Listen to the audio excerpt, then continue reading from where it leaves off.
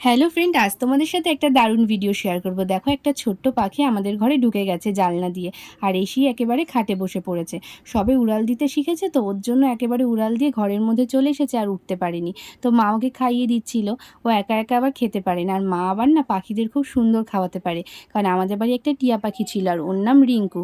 ওকে মা ছোটোবেলা থেকে খাইয়ে বড় করেছে, কিন্তু একটা সময় পরে ও উড়ে যায়, আর ও অনেক কথা বলতে পারতো।